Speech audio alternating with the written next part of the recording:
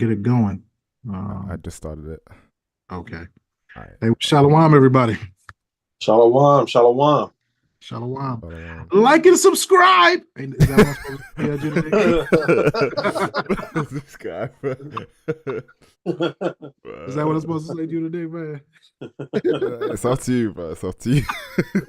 Hey, man. Hey, everybody. Welcome to another Bible study. We always enjoy these things and going through this word and just learning some more. What we've been doing is going through the book of Acts. Last time we did chapter 20. Tonight we're going to go do 21. We'll even get to 22 if we can.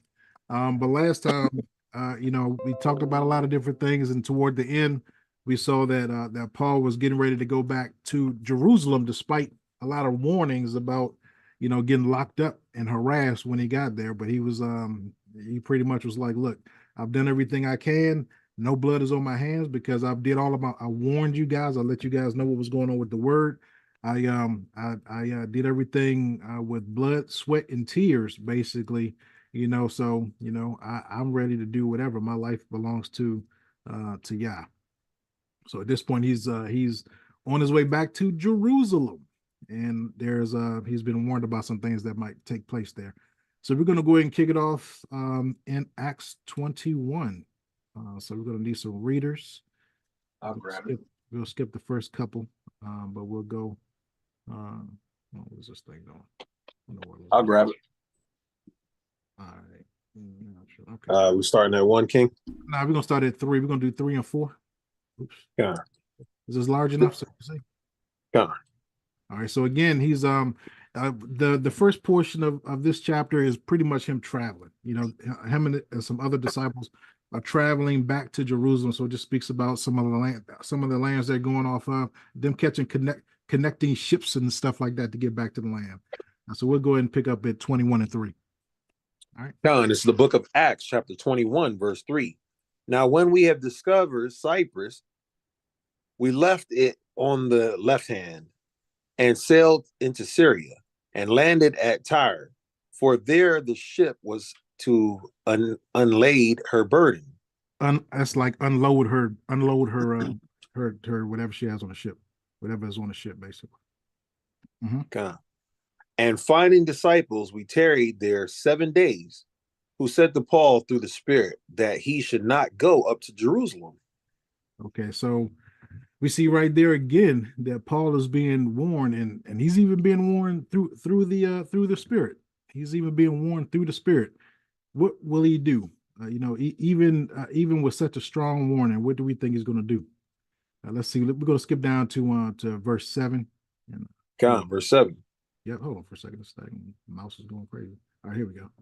And verse 7. And when we had finished our course from Tyre, we came to Ptolemais and saluted the brethren and abode with them 1 day.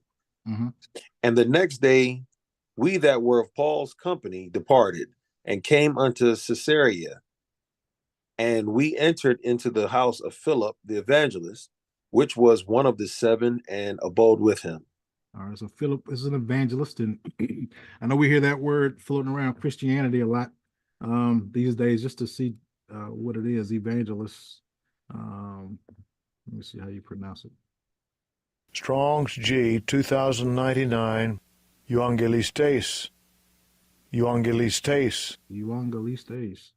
All right, and it just says a bringer of good tidings or the gospel, an evangelist. A name given to the New Testament heralds of salvation through Christ who are not apostles.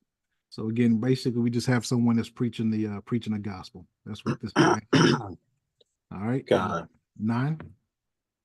And the same man had 4 daughters, virgins, which did prophesy. All right, so does Yah have ever put the spirit on of prophecy on females, or is it just males?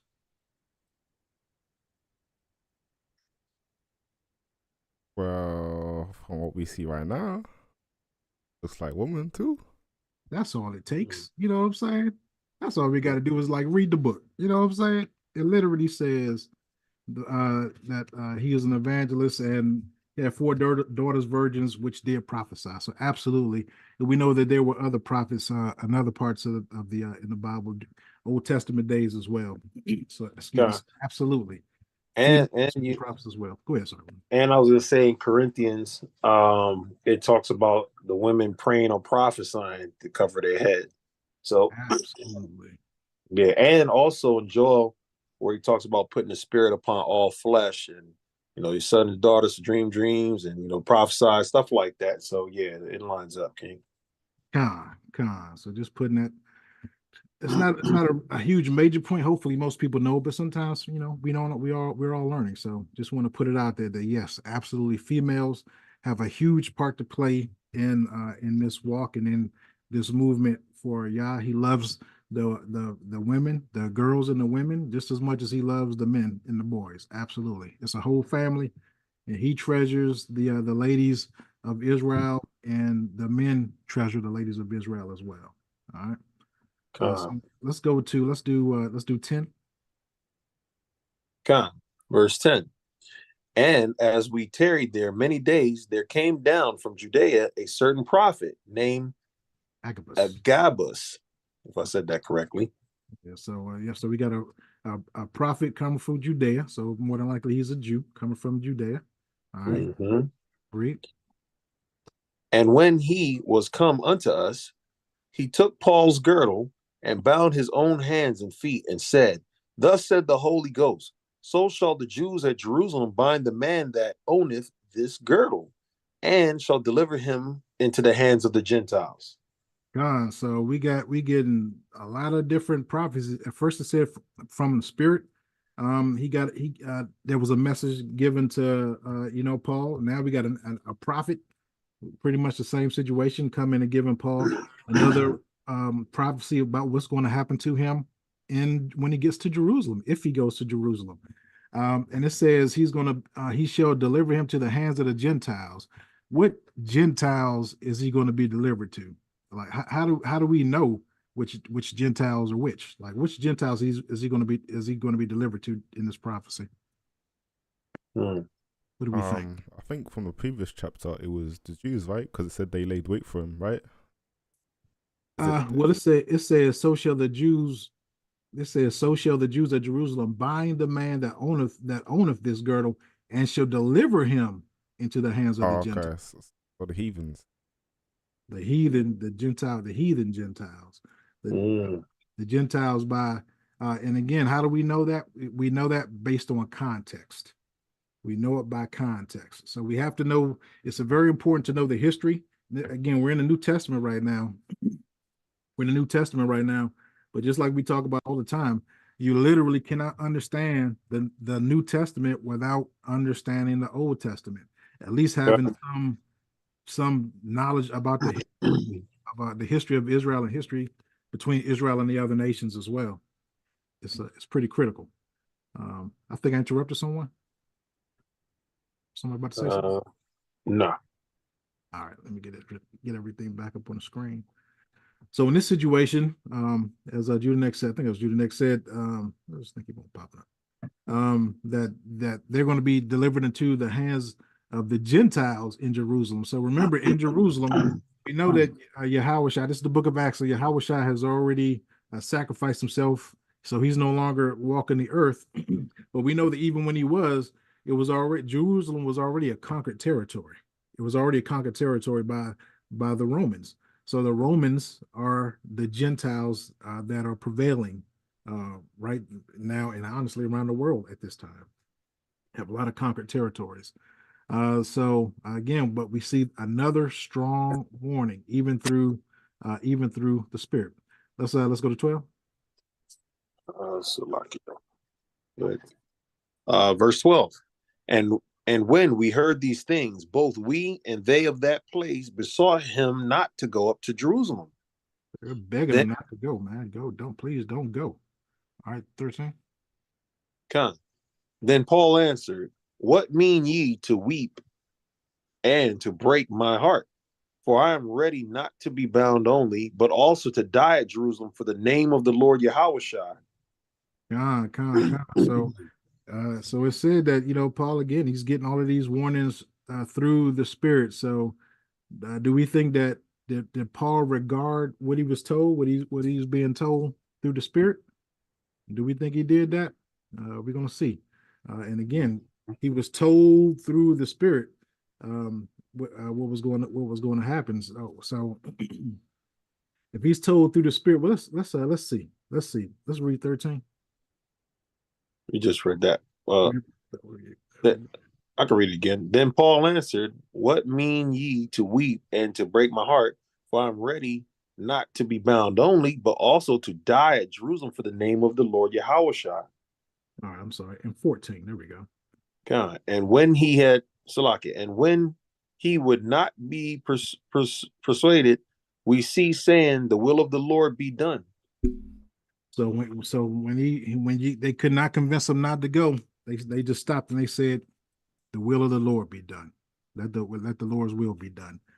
Basically, so we have a situation where he's been warned over and over and over again by prophets through the Spirit, all these different things, and we see that he will not be persuaded not to go.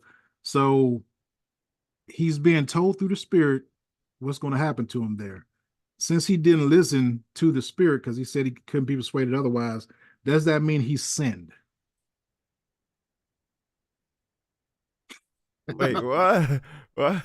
So he was told by several prophets and several people, even the guy from Judea coming down and saying that, hey, this is going to happen to you, in Jerusalem. And it said through the Spirit. It said a prophet said it to him multiple occasions. He's being warned. And remember, even at the bottom of the chapter before, there were people telling him, hey, don't go there because such and such is going to happen. The Jews are laying in wait. So he got all of these warnings not to go, including from the Spirit. And we see that he rejected that because he said they couldn't persuade him not to go. So does that mean he sinned because he didn't listen to the Spirit? No, I don't think he sinned because of that. Nah. He had a warning, but it didn't necessarily tell him not to go. Exactly. So you need a bigger audience, man. You get a bigger audience, man. That's right. That's absolutely right. It was a warning. It wasn't a command not to go. It was the warning, So it wasn't a commandment. It wasn't because we know in earlier in Acts, he was the basically the Spirit. He wanted to go certain places, but the Spirit wouldn't allow him to go certain places, So in this situation, it wasn't a warning. It's just like saying, "Hey, this is what's going to happen to you," when you go there. So he was just being, foretold and given that warning. It was the people telling them. It was people telling them what was going on and all that good stuff. So can y'all think of another time that a warning was given that something was going to happen to somebody and they did it anyway? Samson. Samson. Adam and Eve. Israel. A million woolens. Constantly. What was the first answer you gave Judah Nick? Adam and Eve? Oh no, I thought you said something else. Never mind. Now I'm just messing with Oh. you. I thought I heard you say Yahushua. All of those names are right, but in this situation, we're talking about something that basically they were given a mission, but there were people there to basically persuade them away from the mission. Like Yahushua. Yahushua was given a mission, and who tried to stand in Yahushua's way? Peter did. Now Hasatan was in Peter because he got rebuked. But the point is that even Yahushua didn't want to do it, but because it was a mission and he knew the full scale of what had to be done, he kept on going anyway. So it was the same situation. What made Paul keep going? The mission. Absolutely. The mission. I don't know what you said. You were next. I said spirit, but hey. But yeah, it was the whole mission. It was that calling. So he would not be persuaded away from that calling. So let's keep it going to 14. Verse 14. And when he would not be persuaded, we see saying, the will of the Lord be done. Mm-hmm. Keep on going. And after those days, we took up our carriages and went up to Jerusalem. Read. There went with us also certain of the disciples of Caesarea, and brought with them one, what's that? Nason. Nason of Cyprus, an old disciple with whom we should lodge. Mm-hmm. And when we were come to Jerusalem, the brethren received us gladly. Okay. Keep on going. And the day following, Paul went in with us unto James, and all the elders were present. So just real quick, disciples, because it's talking about one of the certain other disciples from Caesarea. What we also talked about before is that disciple simply means follower or student. So these are not the 12, one of the 12. These are just other disciples, because Paul had disciples that were in all of these different lands as well. But he's going to the big dogs. He's going to the elders. So it says in 18, Paul went, and the day following, Paul went in with us unto James, and all the elders were present. So who's James? Isn't that the brother? Was it John, his brother? James was his brother. James was his brother, and James is now the de facto leader of the entire we'll just say the movement of Israel to awaken Israel. So he's the head elder. James is the head elder, and we had the other elders there as well. So that's where he's going. So basically, he has to check in because Jerusalem is like the headquarters. So we know we have different disciples that are kind of traveling around and trying to awaken, the different Israelites, the Gentile Israelites, and the Israelite, the Jews that are scattered as well, trying to let them know about Yahweh Shai and all these other things going on. So Paul is one of the key guys that's leading, in that movement. So he's coming back to home base. Jerusalem is home base. So that's where he's going back to. Let's do 19. Verse 19. And when he had saluted them, he declared particularly what things Yahweh had wrought among the Gentiles by his ministry. Yeah, kind of all of the things that Yah was working in his ministry unto the Gentile, the scattered Israelites. 20. Verse 20. And when they heard it, they glorified the Lord and said unto him, Thou seest, brother, how many thousands of Jews there are which believe, and they are all zealous of the law. So when it says how many thousands of Jews there are which believe, what does it mean when it says they believe? Believe what?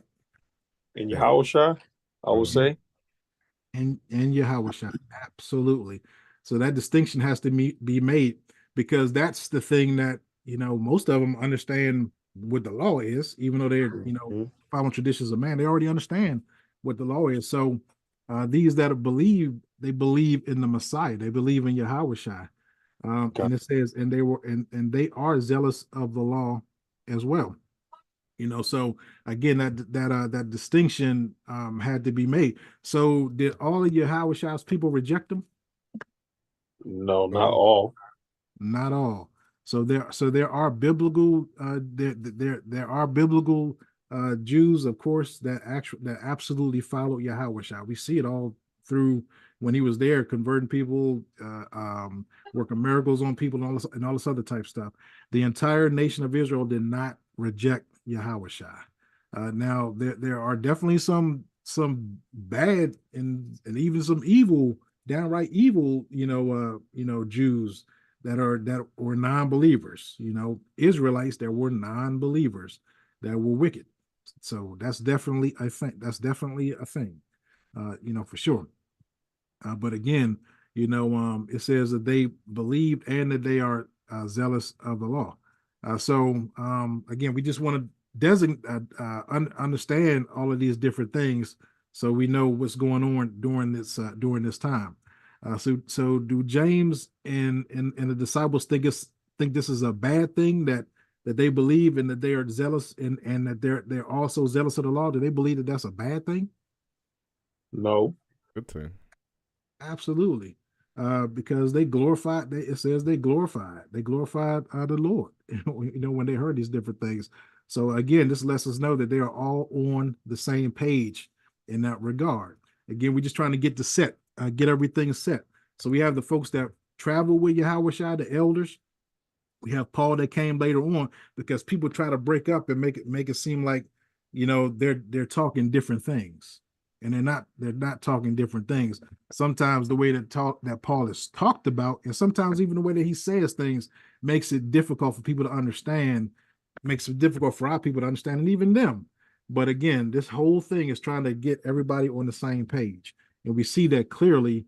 We will see clearly that they are on the same page. Let's go to 21. Verse 21. And they are informed of thee, that thou teachest all the Jews which are among the Gentiles to forsake Moses, saying that they ought not to circumcise the children, neither to walk after the customs. So this is why he brought up, and they are all zealous of the law. Because right here, this is well, let's just say again, it says they are informed, because he's talking about all of these different Jews, that the different Jews, thousands of Jews that are, which believe and are zealous of the law. And he says, and they are informed of thee, that thou teachest all the Jews which are among the Gentiles, so these scattered Jews, to forsake Moses, which means forsake the law, saying that they ought not to circumcise their children, neither to walk after the customs of the law. So this is basically an accusation. This is an accusation. We saw it in many chapters before this, that these accusations are being hurled at Paul. But is this what Paul has been teaching? Has he been teaching not to circumcise the children and not to walk after the law? Nah. Nah. So these are false accusations. They're absolutely false accusations. But this is in Jerusalem. We got Jews in Jerusalem that are saying this. You know what I'm saying? So this is it's a big problem. So again, just to understand things, Paul has been traveling all over a bunch of different lands all of this time. He's been all over the place, but right now he's back in Jerusalem, back at headquarters. So let's think about how big Paul's ministry was. Because again, remember, this is years, a long time after Yahushua has already sacrificed himself. And not everybody knows Paul, but word about what he's doing, it must be large, because it's spread all the way back to Jerusalem, and we know that everywhere he goes, we got the Jews stepping up to him, and even in places where he's arriving, we got Jews already there that are laying in wait, trying to nab him, basically. So we have to understand that Paul, his ministry was really, really, really large, and again, all the way all the way to the point that word of what he was doing, not just from him reporting back into the elders, but word of what he was doing got all the way back to Jerusalem. That's how much of a buzz he was creating all over the world, all over the world of Jewry. We'll say. So we got to remember that Paul is getting all of these false accusations. He has been in riots. People are starting riots. He's getting beat down, all kinds of different things through his travel. So a lot of people have been doing these things to Paul. So it ain't fun, but I'd say it's almost normal to him, because this is what he's been going through for such a long time. You got something, Judah, Nick? I was gonna say there's a scripture that says, they would persecute them. I'm just paraphrasing roughly. They would persecute the master, but they said how much greater is something, but they would also persecute the servant as well. Oh yeah, I know which one you're talking about. Something that Yahushua said, actually. Yeah. So basically, they did it to me, so they're going to do it to you too. Yeah. I don't think that they're not going to do it to you when they did it to me. Yeah. Basically, and we pretty much see a repeat of that going on. So that's a great point. And that's something that we all need to remember as well, because we can all fall subject to this exact same thing. And many of our people around the world are, for sure, to varying degrees. Now we see that the Jews, as a whole, well, I won't say as a whole, but many different groups of Jews have a problem with Paul. What is their main problem with Paul? How shy? Yeah, yeah. They believe that they don't believe, most of them don't believe in Yahweh Shai. They only believe in the law because that's what they've known the majority of the time. But also not just the law, but now they've kind of transitioned to traditions of man. So a lot of the traditions of men they are keeping, and they can't really distinguish the two, and they certainly don't want to hear anything about Yahweh Shai, because again, he was pretty much in a local area, but not around the world. So everybody that did not buy into him, and we also know that the Jews were they were basically the religious heads at that point, and they also believed that the scattered Israelites were divorced. So they looked at themselves as up here, and the scattered Israelites is down here, and almost not even, not that they not existed, but they looked down on them. They certainly didn't have respect unto the scattered Israelites of the other tribes, because they looked at them as divorced and filthy, as common and unclean. So we got Paul. They hearing Paul going out and teaching these guys, and welcoming them back into the family.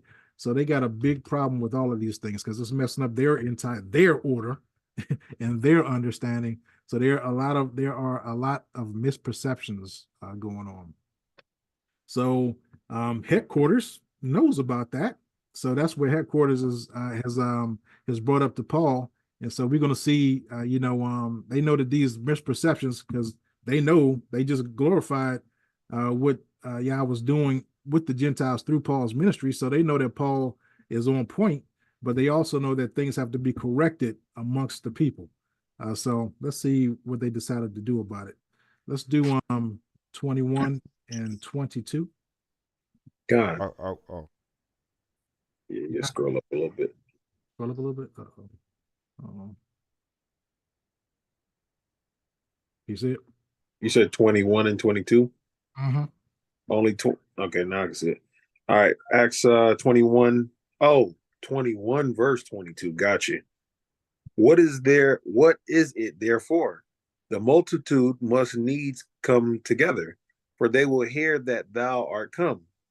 So again, he's talking, what he's referring to is those false accusations, all of this stuff that he said that the Jews are saying, that he's teaching people to forsake Moses and all these other different things, all of these other things. So he's like, what is it therefore? The multitude, the large group of Jews, they're going to come together when they hear that you're here, So now he's going to give them a command to help deal with this situation. Let's do 23. God, verse 23. Do therefore this that we say to thee. We have 4 men which have a vow on them. Mm-hmm. Vow on, is it vow or vow on them? Vow. Vow on them. Mm-hmm. Them take and purify thyself with them, and be at charges with them, that they may shave their heads, and all may know that those things whereof they were informed concerning thee, and are nothing, but that thou thyself walkest orderly and keepest the law. So do y'all see the strategy that the disciples it's really the disciples being led by James is doing? So the Jews know about what a vow is, which is basically a very serious and lawful commitment, or promise. Is a vow, to the Most High. So it's a very, very serious thing. So when they see, he's trying to show them that Paul is under a vow as well. So he's trying to get Paul to display that he's under a vow, so that they can receive him as also keeping the law, which is opposite of what the rumor is that he's teaching against. So they're trying to show that Paul is in alignment with all of them by showing Paul going under a vow as well. That's what they're trying to do. Does that make sense? All right. Let's see. 25. Verse 25. As touching the Gentiles which believe, we have written and concluded that they observe no such thing, save only that they keep themselves from the things offered to idols, and from blood, and from strangled, and from fornication. So we talked about this before, and again, that was just the judgment that the disciples gave to the Gentiles that were coming to the fold, because the house of Judah was looking down on them, trying to get them to keep to be perfect at keeping the law immediately. But they said, no, just do these things for right now, and every week you're going to get better and better, because you're going to go to the synagogues, and the law is being taught in the synagogues every week. So you will get the understanding over the course of time. So this is what it means by when he says he told them that which the Gentiles, or which the scattered Israelites, those that believe, we've told them only to do these things, to keep themselves from idols, from blood, and from eating blood or eating things that have been strangled, and from fornication. That's what that was referring to. Something else that happened in Acts. All right, let's go to 26. God. Then Paul took the men, and the next day, purifying himself with them, entered into the temple to signify the accomplishment of the days of purification, until that an offering should be offered for every one of them. Read. And when the 7 days were almost ended, the Jews which were of Asia, when they saw him in the temple, stirred up all the people and laid hands on him. So here they go with the riots again, man. Like that, man. The Jews be tripping. The Jews be tripping, man. Mm-hmm. And laid hands on them. And we know what that means. They were busting them up a little bit. All right, let's read. Go ahead. Verse 28, crying out, men of Israel, help. This is the man that teaches all men everywhere against the people and the law and this place, and further brought Greeks also into the temple, and hath polluted this holy place. So we have this. So this is how they get the crowd stirred up. They're getting the crowd stirred up, and they're talking more false allegations. They're giving more allegations, and the people going to get riled up over that.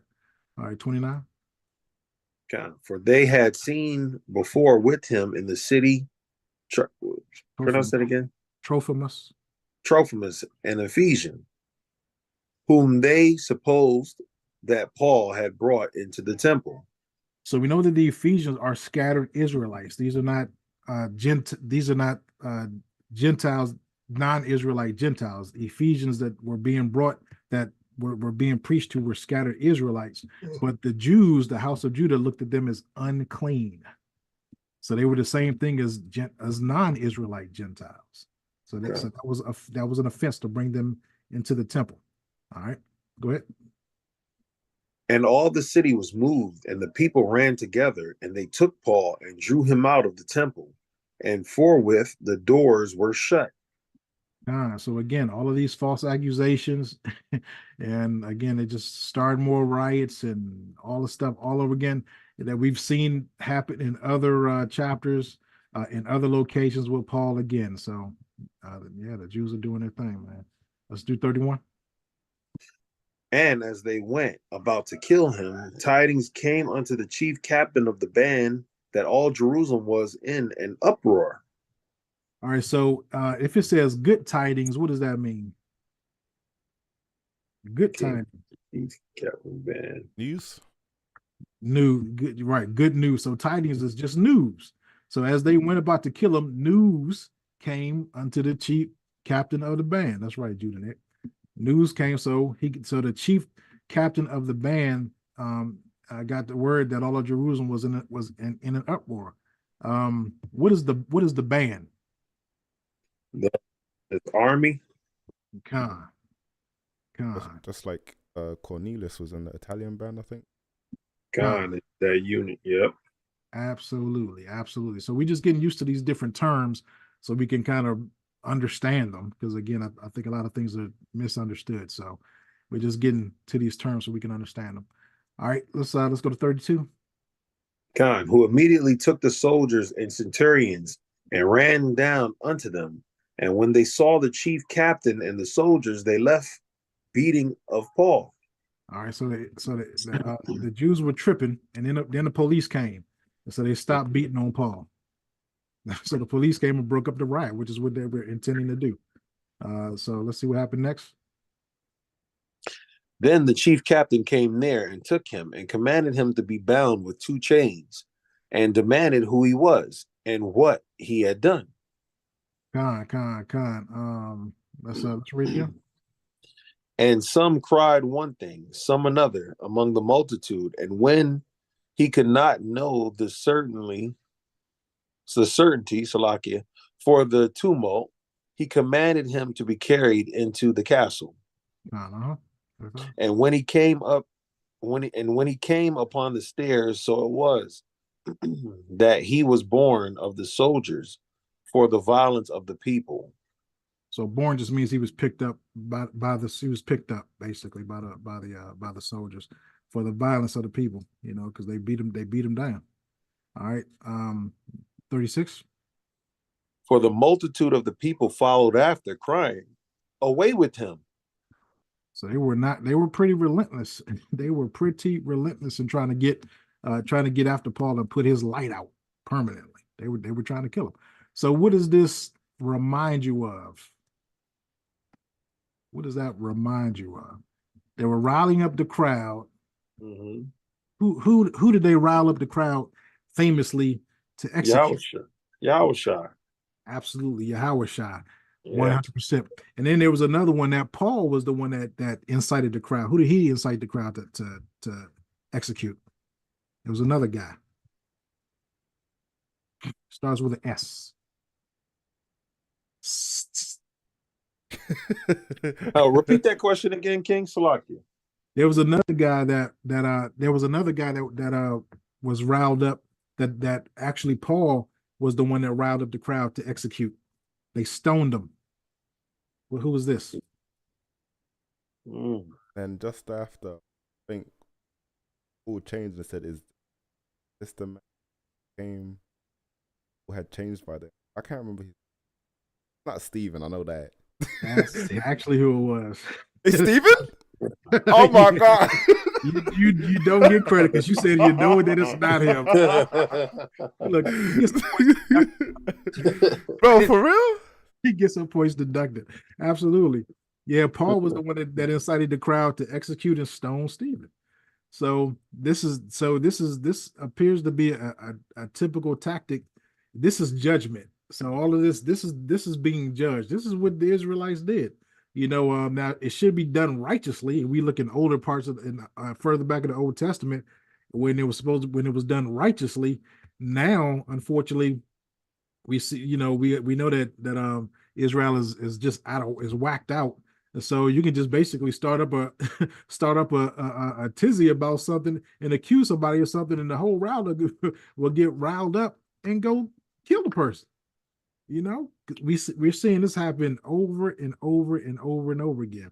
It also reminds me of beef on the internet. So our men and our women are constantly pitted against each other. It's a constant public dispute between our men and our women. And you don't see this happening with any other people groups. It's our men and our women, and we know that this stuff is being done strategically, and we keep on falling for it, just like they were falling for it, in the Word.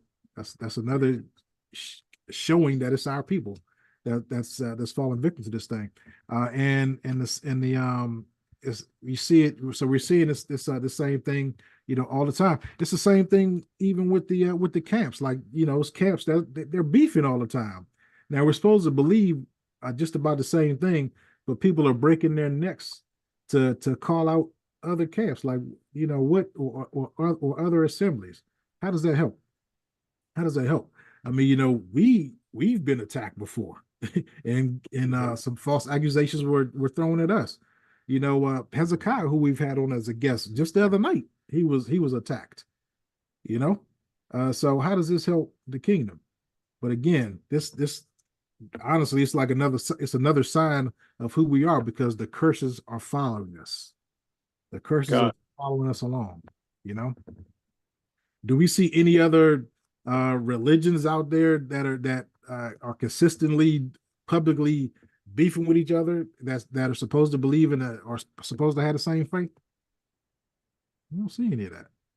They'll fight other religions, kind of, but they won't fight between themselves. No, they won't. And if typically if it is some infighting, they kind of keep it in house. You don't hear about it constantly. You can't, But I mean, I don't know, man. So we gotta, or the broadcasting. You don't see that with any other religion. No broadcasting at all. God. So how can unity be achieved when this is our modus operandi? It's very difficult. So it's a problem. It's a problem. Like I said, it's another indication of who the real Israel is. These are all of those curses that are said to follow us constantly, and we see that they still are, throughout time. So we need saving not only from our enemies but from ourselves. We absolutely need we need our Messiah to set things straight. True. It's true. Let's get back to the script here. 37. 37. Verse 37. Okay. I could finish this. And as Paul was to be led into the castle, he said unto the chief captain, "May I speak unto thee?" Who said, "Canst thou speak Greek?" Now, so why is the captain shocked that Paul can speak Greek? Probably because he was an Israelite, or how he looked. Let's see. It's clear that it's because he's not of the same people group. Yeah. It's not the same people group, and we're gonna see him express it pretty clearly in 38. Let's read 38.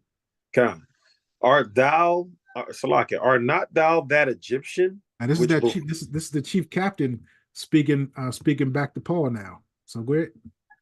Art not thou that Egyptian, which before these days made us an uproar and led us out into the wilderness 4,000 men that were murderers? Now come on, dog. Like 4,000 men and all of them were murderers. 4,000. Is this not like some kind of ridiculous Karen style statement? Yeah, it really is, man. aren't you that Egyptian that you let out 4,000 men and all of them were murderers? You know what I'm saying? Doesn't that sound just like, all black people are criminals, and it's like some kind of mass accusations that are held against our people, and that's even happening today. Yeah, so we see it today. We even see it today, but we know that the Jews, and we also know the house of Judah, and we also know the scattered tribes. They know who each other are. Mm-hmm. Like they can identify each other. Like like he was talking about we saw Paul brought an Ephesian into the temple. They don't have any trouble understanding. They hate each other, so they got to know who to hate, so they can identify each other. But this guy says, "Aren't you that Egyptian? How do you even speak Greek? Aren't you that Egyptian?" He's confused. So that lets you know that he's not an Israelite, like Cornelius is an Israelite. This guy's not an Israelite. All right. But again, we see Karen Karen's way back up in the biblical times, man. That's crazy. Nothing new under the sun, huh? Right. Nothing new under the sun. Yeah. Weren't you the Egyptian dude that led 4,000 male murderers out into the wilderness? What? It's pretty preposterous, man. Yeah, it is absolutely crazy, man. So like I said, the Israelites, they knew who each other were, even if they weren't of the same tribe. They knew who each other were. So let's go to am I still sharing? Okay, let's go to 39. Verse 39. But Paul said, "I am a man which am a Jew of Tarsus, a city in Cilicia." So, what is it? Cilicia, a citizen of no mean city, and I beseech thee, suffer me to speak unto the people. So why is Paul bringing up that he's a Jew and he's from Cilicia, or a Jew of Tarsus, a city in Cilicia? Why is he bringing this up? He's being crafty. Oh, I think I might have interrupted somebody.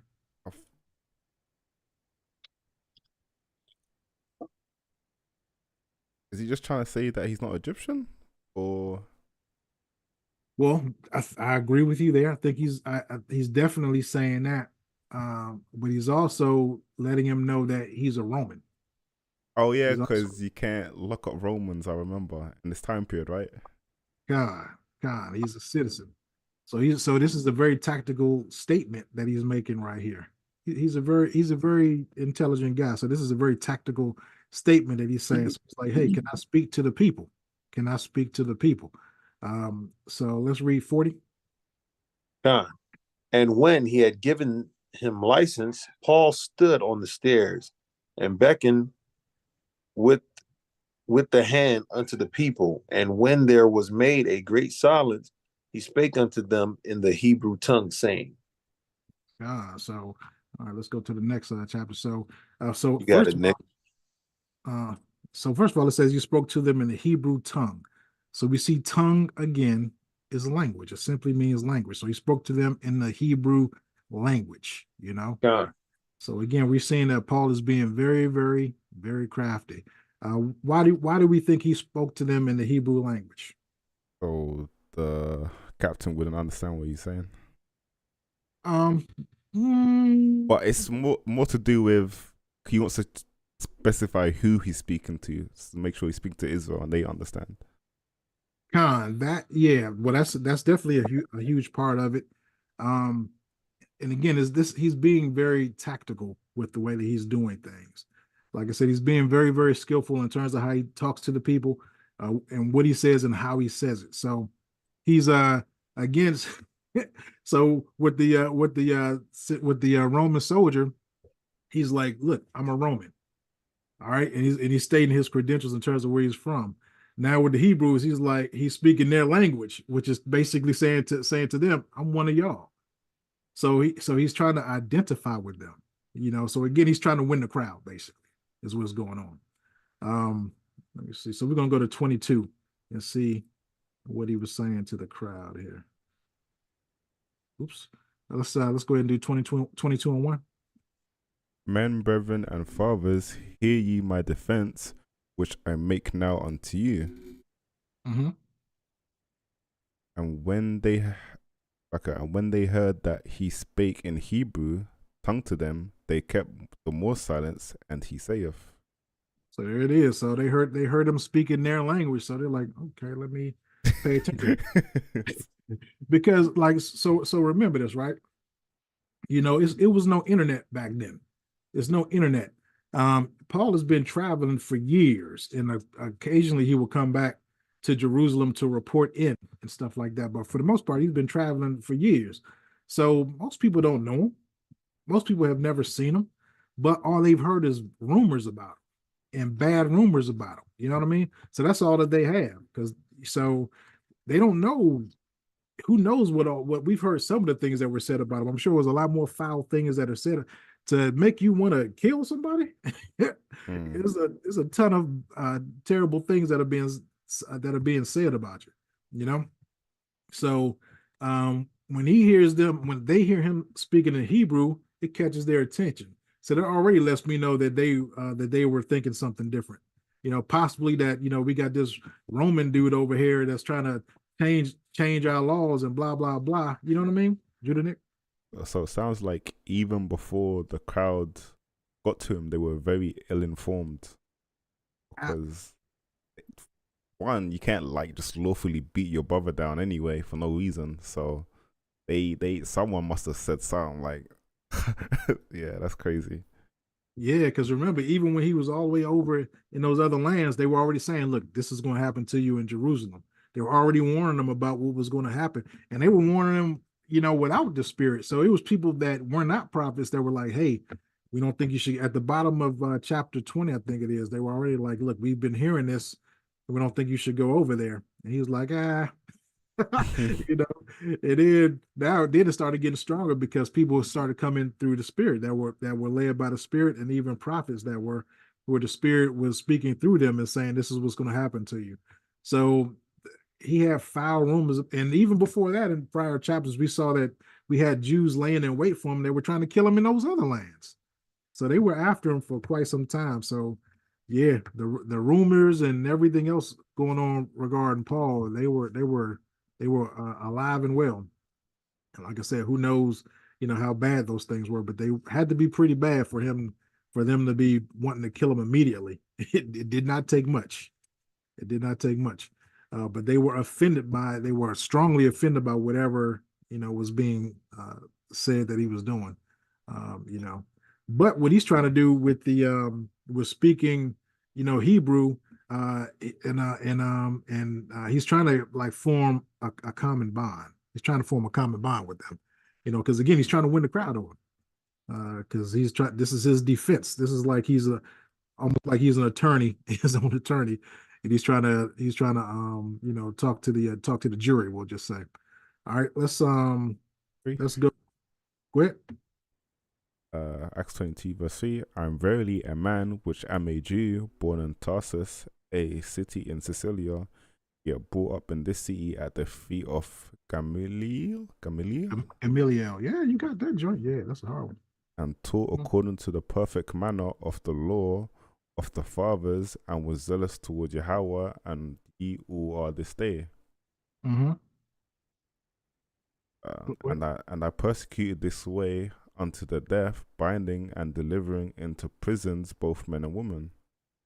So what does that mean that he persecuted this way? What does that mean? Like his whole journey was basically him nearly dying. Well, that is true. In this situation, he's talking to them saying, "Look, I'm a Jew from Tarsus. I came up under the law under a famous teacher called Gamaliel, and I used to persecute the same way that y'all are doing right now, even unto the death. I did the same thing that y'all are doing." So again, he's trying to identify with them and let them know that he understands where they're coming from and that he's like they are. This is him still trying to win the crowd over. All right, 25. I'm sorry, 22 and 5. As also the high priest doth bear me witness, and all the estate of the elders, from whom also I received letters unto the brethren, and went to Damascus to bring them which were there bound unto Jerusalem, or to be punished. So he's like, "Look, I got witnesses. I got witnesses to everything that I'm saying." So again, he's been traveling around at this point for many, many, many years. So he's just bringing up. He's like I said, most people don't know him. So he's bringing up these other different. The high priest doth bear me witness. He's bringing up these different people in the estate of the elders, saying, "Y'all might not know my history, but these people that they know my history." So again, he's talking about witnesses. He's bringing up witnesses, and that's going to appeal to them because having witnesses is a huge part of the law and how people are judged and how people are defended as well. 22 and 6. And it came to pass that as I made my journey and was come nigh unto Damascus about noon, suddenly there shone from heaven a great light around about me. Mm-hmm. And I fell onto the ground and heard a voice saying unto me, Saul, Saul, why persecutest thou me? Mm-hmm. And they that were with me saw indeed the light, and were afraid, but they heard not the voice of him that spake to me. Mm-hmm. And I said, What shall I do, Lord? And the Lord said unto me, Arise and go into Damascus, and there it shall be told thee of all things which are appointed for thee to do. Khan. So he's giving that whole testimony of his experience with Yahweh Shah HaMashiach. And again, the reasons because his calling is to try to join the whole family back together, and also let the Gentile Israelites know that they are still part of the family, and also let them know about the law, and also let them know even more importantly about Yahweh Shah, and that he's the savior for all of Israel. And he's also wants to let the scattered Jews and the Jews in Jerusalem know about Yahweh Shah. And it's crazy because Yahushua was in Jerusalem, and this is also where the disciples are. But yet and still, there's still Jews there that do not believe in Yahushua. But many of them do, but there are tons of them that do not. So he still said, he's saying to them, hey, this is what happened to me, and this was my experience with our Messiah. This is the reason why, I changed from what I was doing before, and this is how I got to where I am. But he's giving them his background, letting them know that this is where I came from, just like y'all. And because of this experience that I had, with Yahushua, this is how I got to where I am right now, and this is what I've been doing. And again, he's letting them know about witnesses, because he let them know that there were, and they that were with me saw indeed the light. So I have some witnesses that can vouch for me in what I'm saying, because they saw the light. They didn't hear the voice, but they saw the light. So again, he's appealing to their legal nature, letting them know that there are witnesses to the things that he's saying. So again, this is truly an appeal. He's trying to defend himself. Let's do 22 and 10. Oh, 11, I'm sorry. Thanks. And when I could not see the glory of that light, being led by the hand of them that were with me, I came into Damascus.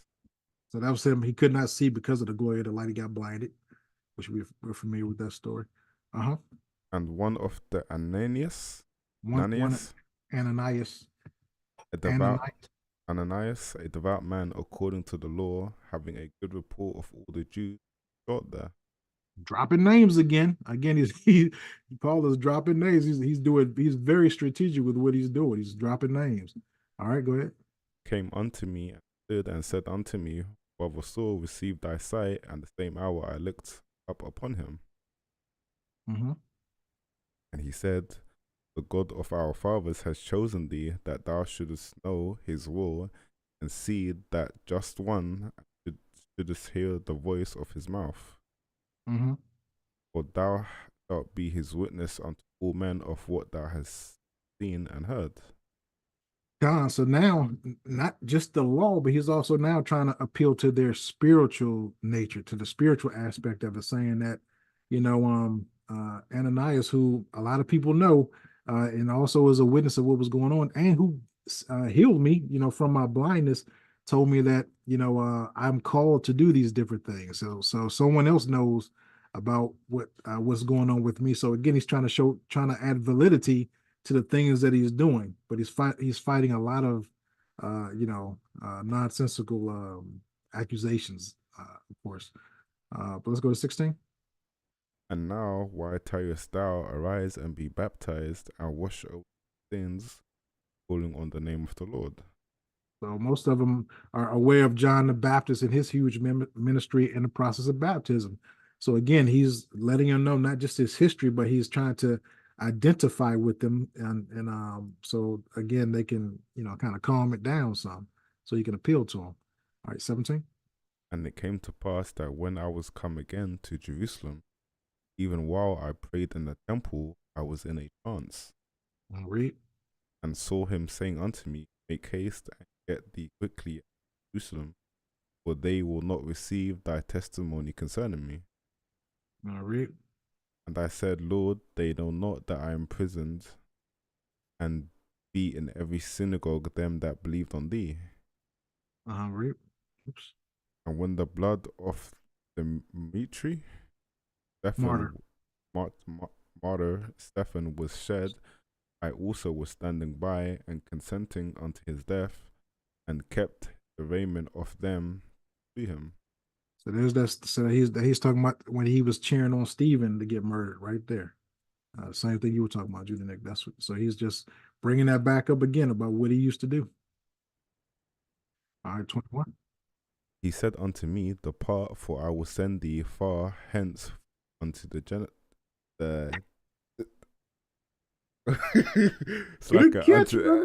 unto the genit. Oh my God, unto the Gentiles, yeah. There you go. That's good, man. And they gave him audience unto this word, and then lifted up their voices and said, "Away with such a fellow from the earth, for it is not fit that he should live." So again, so he's going through his history and trying to let them know, he's trying to appeal to them. They quieted down, so he believes. Well, I can't say what he believes, but it seems as though he might be beginning to win them over a little bit. And he says how he was speak with the Gentiles about the word and about Yahweh. And again, it says they gave him audience unto this word, and then they lifted up their voices and they resumed what they were doing before. Away with such a fellow from the earth, for it is not fit that he should live. So they're back on that, trying to get him up out of there thing. Let's go to 23. And as they cried out and cast off their clothes and threw dust into the air, the chief captain commanded him to be brought into the castle and bade that he should be examined by scourging, that he might know wherefore they cried so against him. So what does it mean that they bade him that he should be examined by scourging? Torture him? Torture him? Torture him. That's right. Smacking him on the back with the whip. They tortured him. So they're trying to questioning him. They torturing him and asking him questions at the same time. That's what was going on. That he might know where or why the Jews are crying against him. So they're trying to figure things out. So that's what they said. That's what they decided that they were going to do. They were going to torture him and question him so they can figure out what was going on. Because at this point they can't figure out they don't really have it clearly what's going on and who's at fault or what have you. 25. Got 22, 25. Can you see it? Yeah, it's like and as they bound him with thongs, like little plier kind of things. I'm not even sure, to be honest with you. Okay. Paul said unto the centurion that stood by, so that's a Roman, is it lawful for you to scourge a man that is a Roman and uncondemned? So there he is bringing up the Roman citizenship again to the centurion. So this is a soldier, not the chief anymore. This is a soldier that was in charge of, like you said, bounding him and getting ready to torture him. So again, he's pulling out his Roman citizenship to try to stop all of that from happening. All right, 22 and 26. When the centurion heard that, he went and told the chief captain, saying, "Take heed what thou does, for this man is a Roman." So he's like, "Hey, dog, be careful, because this is a Roman, and like you said, it's part of their law that they're not supposed to treat Roman citizens a certain way." So 27. Then the chief captain came and said unto him, "Tell me, art thou a Roman?" He said, "Yeah." And the chief captain answered, "With a great sum obtained I this freedom." And Paul said, "But I was freeborn." All right, so let's see what this means. So it says, so the chief captain answered and said, "With a great sum obtained I this freedom." What do we think that might mean? But he's saying he bought like how do I say this? A license to be a Roman, or like a passport? Yes. So basically, remember that Greece was a world power, and Rome conquered Greece. And so Rome is a world power that has a lot of different territories. And it's just like with Israel, they conquered a lot of territories and took a lot of prisoners, took a lot of people captive. So when he says, with a great price, with a great sum, he obtained this freedom of what you call, it either means through deeds or through literally almost like buying himself out of slavery, we can say. So it was either because of the deeds and all the work that he had to do in order to earn his Roman citizenship to be accepted as a Roman citizen, but he's not even a natural Roman citizen. He's a Gentile of some other nation that has now adopted Rome and is now working in the army. It's just like Cornelius, except for Cornelius was an Israelite, and this chief captain, is from another nation. You understand? So Paul is like, well, I was a natural born Roman. I was born free. I wasn't born, a captive. So again, he's designating who he is. All right, 29. Then straight away they departed from him which should have examined him, and the chief captain also was afraid, after he knew that he was a Roman, and because he had bound him. God, so he's terrified now because remember, he's not a natural Roman citizen. Now he's breaking Roman law by doing this to Roman citizens. So he's shook. He's like, man, let me let him go. No, we're not torturing him. Let me let him go straight away. All right. 22 and 30. On the morrow, because he would have known the certainty wherefore he was accused of the Jews, he loosed him from his bands and commanded the chief priest and all their council to appear, and brought Paul down and set him before them. God. So that's the conclusion of chapter 22. So basically, what's being set up is some type of trial with the elders, and the chief priests. So the basically the police, the military, they still have Paul captive, but they're not going to flog him this time. But they are bringing the chief priests in the council together to see what's going on with all of these accusations. So this is setting up for the trial of Paul. So we'll go through that next time and see, what they're accusing him of and how everything is going to go down. All right. We have any questions or anything like that?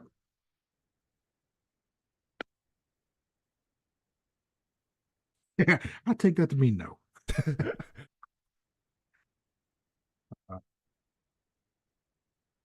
What'd you say? I want to read the next chapter, but Yeah, yeah, no, that's it's kind of like a suspenseful. Like, yeah, man, like I want to know next. I've read it already, like the whole thing, but I don't remember it, so I want to read it now. But I want to wait till next Thursday. absolutely, man. Well, it's definitely good, and that's a good thing, and that's why we want to go through things and kind of do it step by step, because by us looking at pretty much everything that's happening the entire time, we can try to paint a picture and help us all get greater understanding of it, and we can get more understanding of what was going on during the book of Acts, and get a lot of these. Honestly, most of us have been told a lot of lies, or we could have read it once or twice and still not gotten the full breadth of what's going on.